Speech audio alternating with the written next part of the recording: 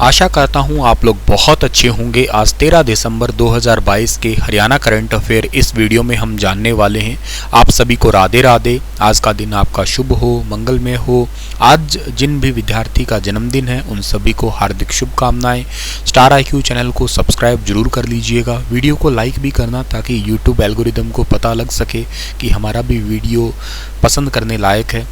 दोस्तों, आप लोगों को कल एक क्वेश्चन दिया था, उसका सही जवाब क्या होगा कि हरियाणा के किस शहर की नगर पालिका को स्वच्छ शहर के अवार्ड से नवाजा गया है। तो इस सवाल का सही आंसर था धारूहेड़ा नगर पालिका। ये धारूहेड़ा नगर पालिका कहाँ पड़ती है? रेवाड़ी के अंदर पड़ती है। और आपको याद होगा कि 1 अक्टूबर 2022 को हमारी भारत की राष्ट्रपति माननीय द्रौपदी मुर्मू जी ने दिल्ली के तालकोटरा स्टेडियम में इसी धारूहेड़ा नगर पालिका को स्वच्छ नगर पालिका शहर का अवार्ड दिया था। ये रेवाड़ी हरियाणा में पित्तल के बर्तनों के लिए बहुत प्रसिद्ध है, पित्तल नगरी के रूप में भी इसको जाना करते हैं। और रेवाड़ी से राव तुलाराम का संबंध था, बहुत इंपॉर्टेंट, ठीक है ना। राव तुलाराम, जिनको आप लोग 1857 की क्रांति के लिए जाना करते हैं, जिनका काबुल के अंदर जो है ना वो देहांत हुआ था और 23 सितंबर को देहांत हुआ था। तो 23 सितंबर को जो है ना इसी करके शहीदी दिवस भी मनाते हैं हरियाणा के अंदर।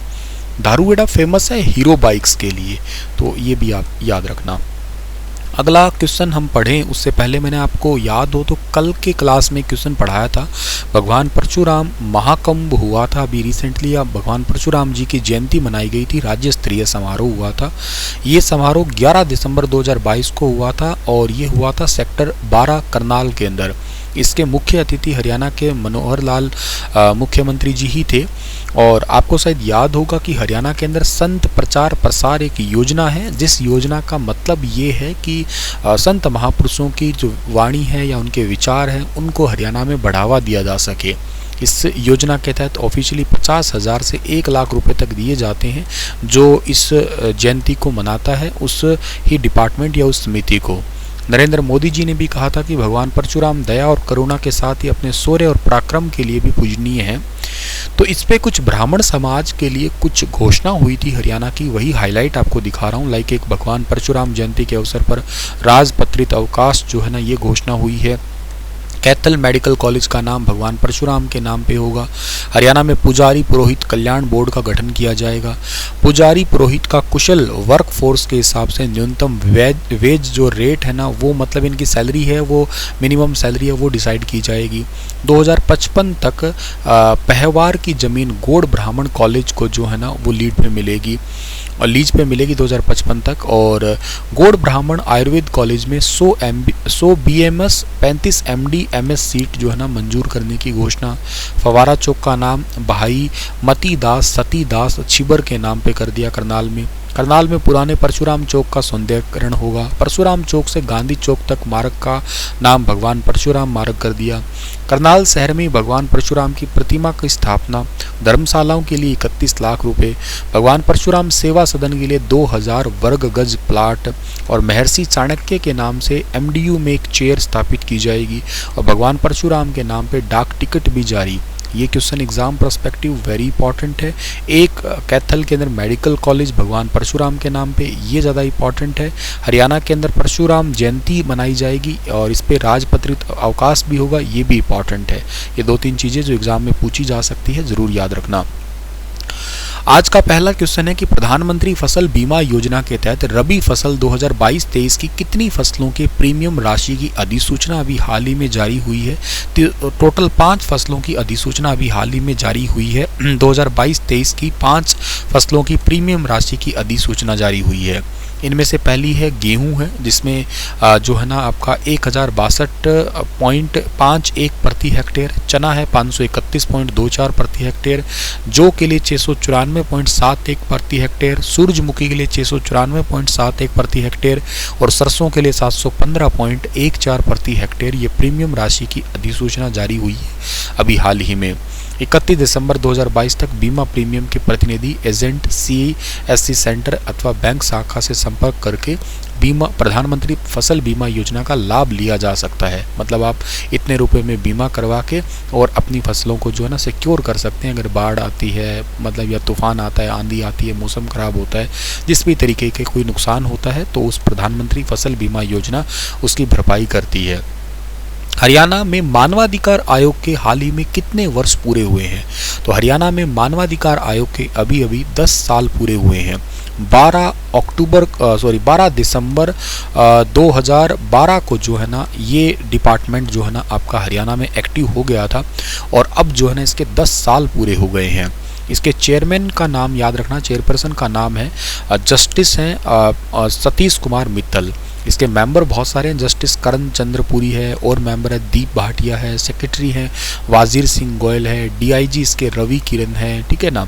इसके रजिस्ट्रार का नाम श्री कुलदीप जैन है, रजिस्ट्रार जो जुडिशियल में सुनील कुमार चौधरी है, ठीक है। 10 साल पूरे हो गए हैं। अभी रिसेंटली उसी पे एक कॉन्फ्रेंस हुई थी, इनके साथ आयोग के सदस्य केसी पुरी और दीप भाटिया भी जो है ना वो उपस्थित थे और इसका हेडक्वार्टर सेक्टर 33A चंडीगढ़ के अंदर पड़ता है।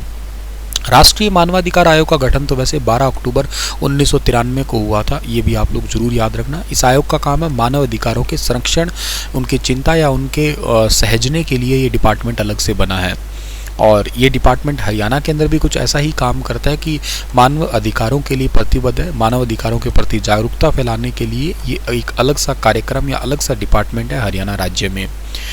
चलिए अगला जो सवाल है कि हरियाणा की तर्ज पर परिवार पहचान पत्र बनाने की कार्यप्रणाली का अध्ययन कितने राज्य कर चुके हैं? जैसे हरियाणा में परिवार पहचान पत्र है, PPP योजना है, उसी के तहत जो है ना 2 और अन्य राज्यों में भी इसकी जो प्रणाली है उसका अध्ययन हो चुका है और ये परिवार पहचान पत्र वो राज्य भी बनाएंगे।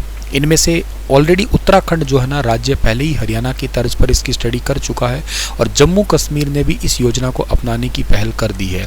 हालांकि ये राज्य तो नहीं है, केंद्र शासित है, पर चलो आप एक राज्य और एक केंद्र शासित ऐसे याद कर लीजिएगा। इससे पहले हरियाणा को कुछ और अगर किसी ने अनुसरण किया तो हरियाणा की अध्यापक स्थानांतरण नीति जो कि ऑनलाइन ट्रांसफ़र होते हैं उसको 6 राज्यों ने हरियाणा को अनुसरण किया था या उसको स्टडी किया था।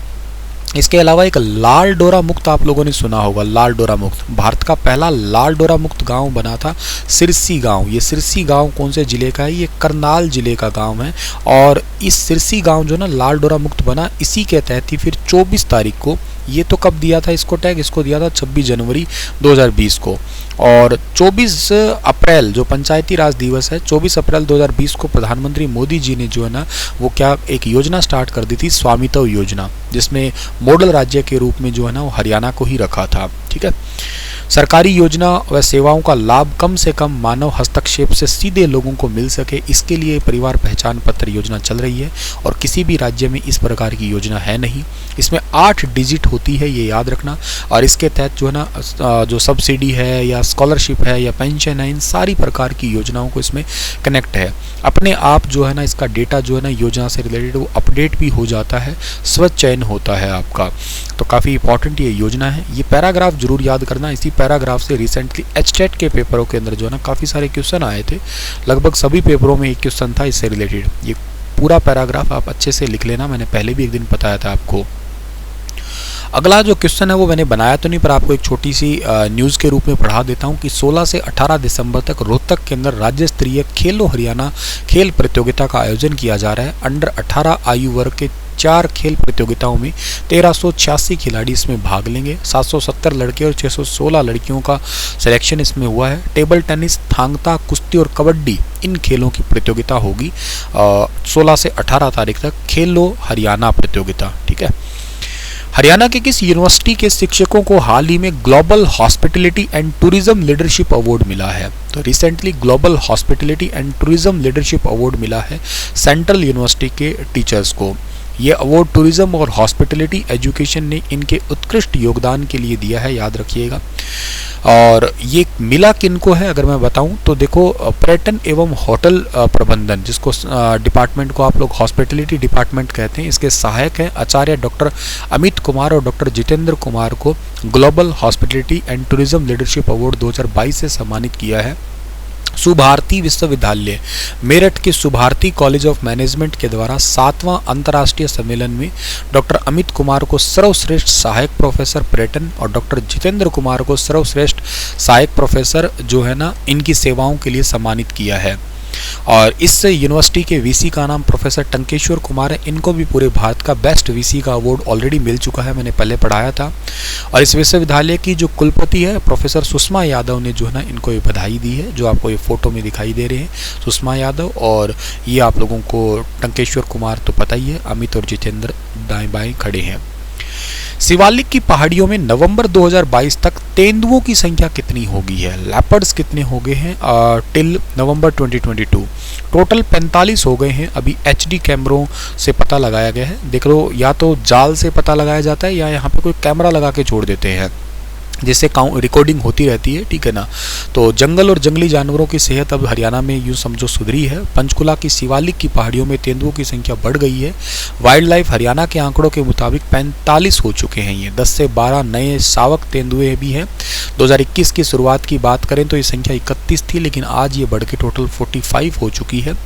अभी वाइल्ड लाइफ डिपार्टमेंट के मुताबिक मादा तेंदुए के सावक गाँव धमाला, मोरनी, रायपुर रानी, रत्तेवाला, आसेरवाली, मोरनी के 30 किलोमीटर दूर हिमाचल बॉर्डर के पास बनी जंगलों के अंदर जो ना देखे गए हैं। कैमरे लगाए थे 35, कुछ तो खैर चमत्कारी लोग इतने निकले कि 8 तो चोरी करके ले गए, ठीक है। खैर बाकियों में इनको नोट कर लिया गया, पता लगाया गया। पंचकुला वाइल्ड लाइफ डिपार्टमेंट के पास वर्तमान में 1500 स्क्वायर मीटर का एरिया है। और अगर बात करते हैं इसमें 15 जो गार्ड है इनके पास में, और एक इनके पास में इंस्पेक्टर और 2 गार्ड है। 15 और गार्ड जो है ना इनकी नियुक्ति की जाएगी। वर्तमान में तो 2 ही गार्ड है, ठीक है।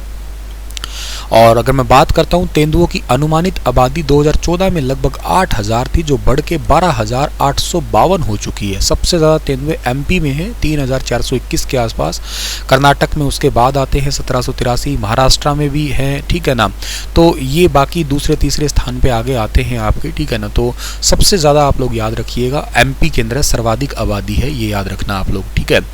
अगर मैं बात करता हूँ कि मध्य भारत और पूर्वी घाट पे तेंदुओं की संख्या है लगभग 8000 से भी ज़्यादा। पश्चिमी घाट पे भी लगभग 3000 से ज़्यादा की संख्या है, ठीक है। और जो रिपोर्ट के अनुसार तेंदुओं का निवास क्षेत्र में लगभग 100 से 125 वर्षों में अत्यधिक कमी आई है, जबकि तेंदुओं की अनुमानित संख्या जो है ना वो बढ़ चुकी है।